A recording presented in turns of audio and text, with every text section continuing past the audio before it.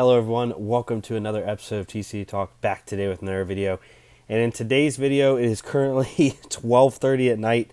I was playing some Talishar games with some friends, just hanging out, watching the celebrational, and shortly after we were blessed via the website actually before it got released with the last expansion slot card in the heavy hitter set, and it is a good one for Ninja. We're going to get right into it. I'm going to talk about it. But if you're new to the channel, welcome. Thank you so much for stopping by. Hopefully you enjoy your stay. If you're long-standing support, thank you so much as always.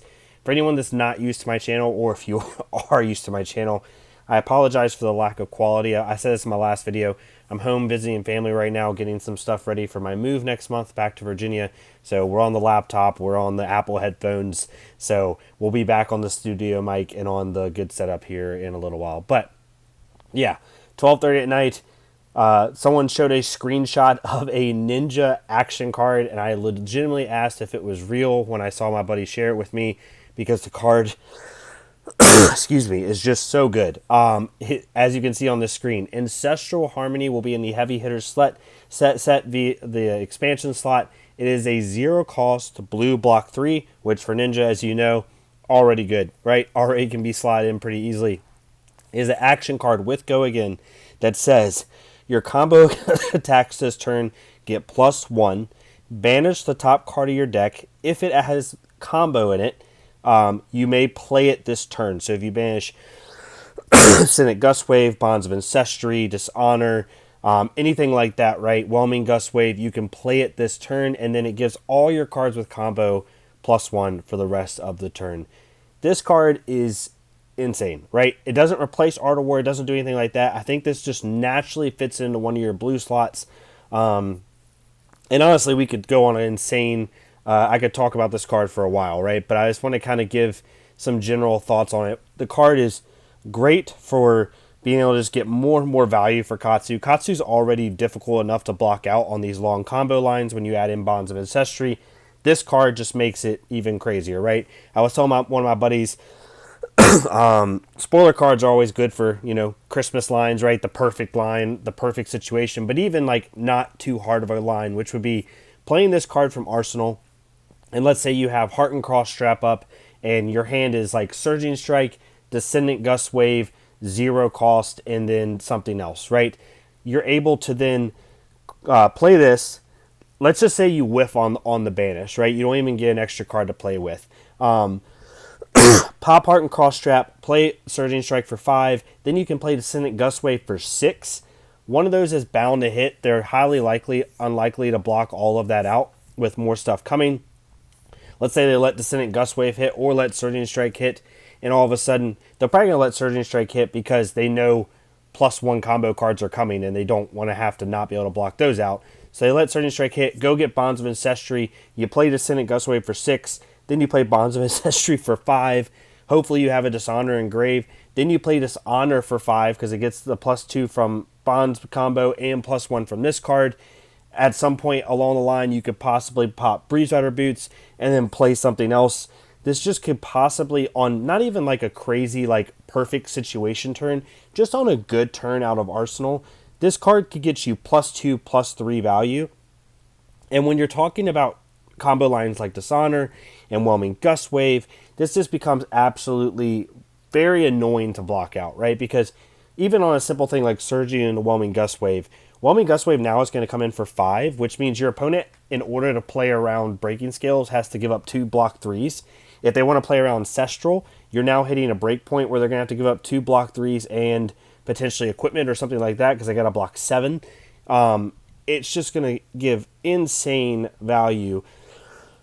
Even just like on a normal turn, even just the +1 or +2, right? It's going to be able to make those wide chains even harder to block. Your Descendants are going to come in for 6. Your Whelming Gust Waves are going to come in for 5. Your Bonds of Ancestries are going to come in for 5. McGinty comes in for 6, right? There's just so many different elements to this. Even off like my Breakpoint Katsu list, your Rising Ethrus now is coming in for 6. It gets very difficult to block out, right? So I'm super excited for this card. Even at a floor, it is a zero cost that can pitch for Kodachis. It blocks for 3. And at worst, when you play it, you're likely getting +1 value, and you're potentially getting a card off the top of your deck. That's the floor of this card, right? Funnily enough, the one deck that can run Warmongers very easily is now actually has a card that Warmongers can affect, which I find really funny. But overall, super cool card. I'm insanely excited for it. I literally didn't believe it when I saw it. I thought my buddy just had like a fake screenshot or something. Katsu already is one of the best decks in the format, I think. Obviously in the top like tier 1, tier 2 decks, tier 1.5 decks, and it's definitely the best aggro deck in the format. And I think that this card just makes it even more synergistic. Now, does this card put it like to the top best deck in the game? No, I don't think it does, because I think right now the game is super wide open.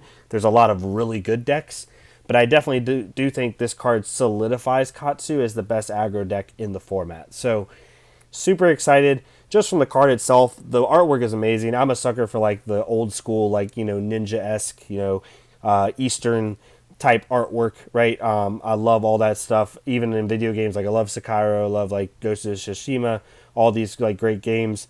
I love like the squirrels running around there and stuff. It's just really cool artwork with the ninja border. Super excited to see. I hope at some point we go Mysteria, not because I want like insane Katsu support or ninja support, but just I love the art, like, to be honest with you. So let me know what your thoughts are below. This isn't going to be a super long video. I just wanted to share this card. This card is automatic include. The one thing I wanted to say, I saw the purple Discord, they were talking about it, is I don't think you're going to have to like add a lot of combo cards into your deck to like make this card better. With my current Breakpoint Katsu list, after putting this card in, I still have 34 combo cards in my deck and 39 zero costs, right? So you're still doing fine. If you want to add stuff like Yellow 100 Wins into the deck, I think that could make it. Yellow 100 Wins definitely is even stronger inclusion now. I definitely think it can fit in there, so I'm super excited to play around with that. But yeah, it just makes Katsu's blue pool even stronger, and I'm really excited to see where it goes. I'm excited to play Katsu in this competitive season. It's still my main deck right now, I think, for the competitive season. I'm also going to be playing around with Arachne a lot once the new Coercive Tendency comes out. Excuse me. This flu's never going to go away.